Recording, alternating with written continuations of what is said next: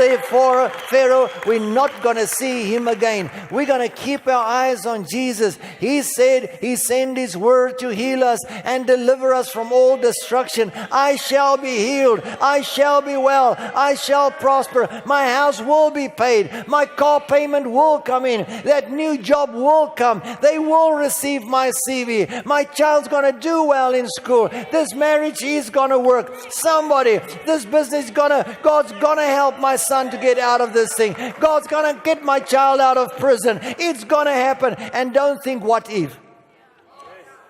Because there was a song in the 60s that says, I don't believe in if. We should sing it. I don't believe in if anymore. If's an illusion. If is an illusion. It's like that water you see in the desert, but it's not there. When you dive, you hit the sand. That's if. If is not reality. The reality is where you focus your eye. Single-eyed. Come on, somebody say, I take it. I take it. I take it. I'm going to help you today. Let's go to Matthew 16. This is a story where Jesus asked the disciples what men say that he is. And they said, different stories. And then Jesus asked, who do you say? And remember, Peter came out with a revelation. You are the Christ, the Son of the living God. Okay? Christ is the Son. So if the whole creation wait for the sons of God to be manifest, it means it's waiting for the Christ. Without the comma.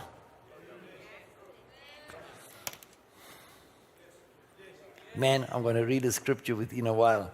It's going to truly bless you. Okay?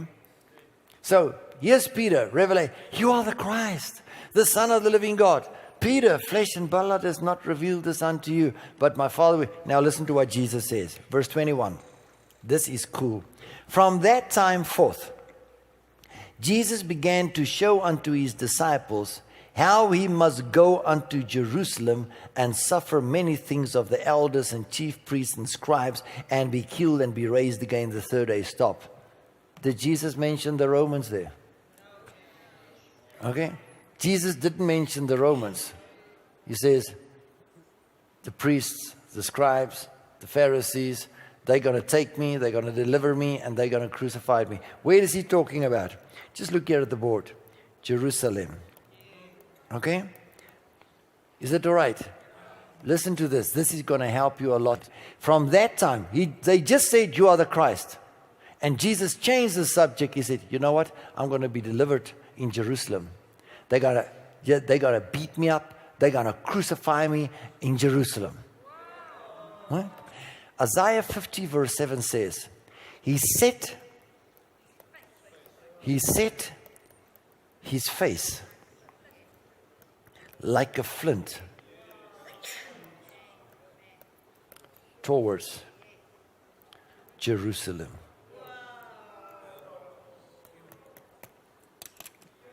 A flint, is the hardest stone on earth. That's what they use in lighters. You touch the two flint stones together, it causes a light. So anything you take on a flint stone, the Flintstones. Bless you. Okay.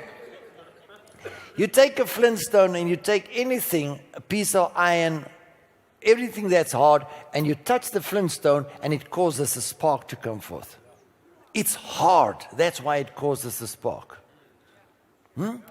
Jesus set his face, get this, like a flint towards Jerusalem. He says to the disciples, I must be delivered over to the scribes and the Pharisees, and I must be crucified in Jerusalem.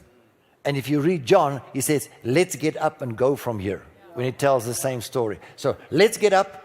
Where are you going, Jesus? To Jerusalem. To do what? I'm going to be crucified. Jesus, look at that. No, I'm going to be crucified. Jesus, look here. No, I'm going to be crucified. Jesus, pay it. No, I'm going to be crucified. Jesus, there's another sick person. No, I'm on my way to be crucified. Set his face like a flint. So in other words, nothing can deviate him. He's got one single goal. I must go to Jerusalem. Come, disciples, you can come with me or you can stay. I'm going now to Jerusalem. Okay? You got that picture. Okay? So here he's starting telling them that he's going to Jerusalem to be crucified. Listen to this, verse 22. This is awesome, man. Then Peter took him and began to rebuke him. I mean, he just said, you are the Christ, the Son of the living God. They knew from scriptures the Christ must be crucified, Isaiah 53. Be it far from thee, Lord, this shall not be. Distraction. How can you go to England now? I mean, haven't you heard that there's a problem on the airport? No. I must go to England now. You know, I've got this job description. They gave it to me for 3 months, and I can make like 20,000 a month extra than what I make here. And when I come back, they pay for my... No. And mother comes, my child, have you seen the airport? They've got a lot of problems, you know. They've got a lot of strikes now there in Heathrow Airport. No, I'd rather stay. But does anybody know that how many times have you decided and then somebody comes with a second thought and you change and afterwards you said, I knew I should have done it? How many times have you said, I should have stayed with my first idea. I should have stayed with that first thing. I should have went when I said I was going to go. I should have done it when I knew I had to do it.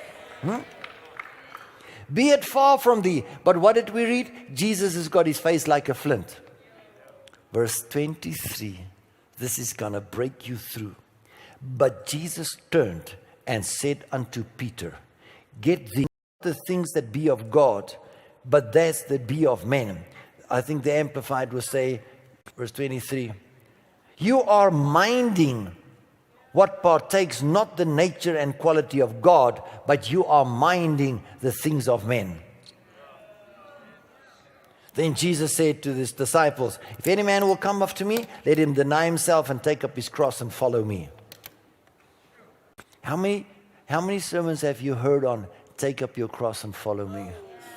Brother, you must take up your cross and follow Jesus. You must take up your cross and follow Jesus. Man, and we've been put under condemnation and we try to take up our cross. What is your cross, Kubus? What did Jesus mean when he said take up the cross and follow? Have you heard that before? And we heard these sermons, oh brother, you must deny yourself, take up your cross. Listen to the context. I am going to where I know I must go. I'm on my way to Jerusalem to be crucified. I got my face like a flint.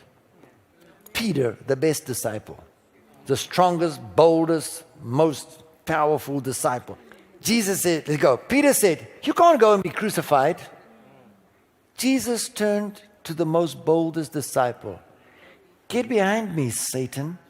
Your thoughts are double. You're not minding the things of God. You are minding the things of men. You are again double-minded. Don't you remember at the sea when you started walking? Now you've got two minds again. You know what I must do now. You're double-minded. Satan, get behind me. This is what Jesus thinks of a second thought. This is what Jesus thinks of a double-minded man. This is what Jesus thinks of the second thought. So you, if that second thought comes, be bold. Take up your cross and follow him. In other words, do what he did when he went to the cross. He put his face like a flint and said, get behind me, Satan. Pick up your cross. Follow him. I'm not going to get a second thought.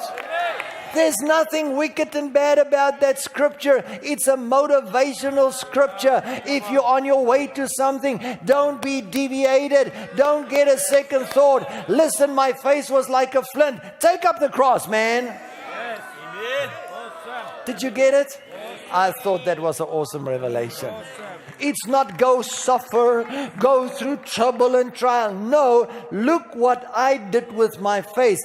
Take up your cross. In other words, go for it, son. If double thoughts come, if distractions come, turn to it and say, Satan.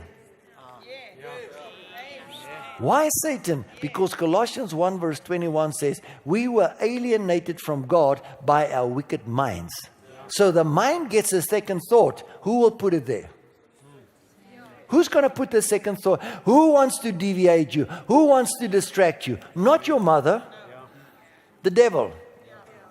My son, mother, get behind me, Satan. No.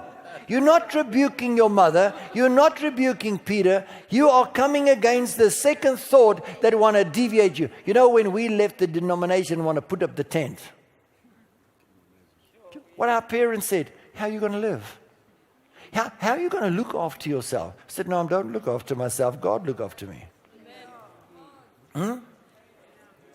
Everything tried to distract us. In the newspapers, they tried to distract us. Our parents tried to distract us. I said, God gave me a dream. We're going to put up the tent. Then we're going to get the drive-in. We're going to build a church. Then we're going to put up another tent that's bigger. Then we're going to build a bigger church. And here we are, 25 years later. Sickness tried to distract us. Cancer tried to distract us. When we started the TV, I can go on and on and on. What about your stuff? What about the prayers you pray? What about the decisions you got to make? What about, the business you're running? Everything. Where's your eyes? On Jesus, that is your leader and source of faith, or on all the distractions? Look at this. I tell you, this day is a mess. No, it's not. It's Monday. This day, I tell you, this day was a bad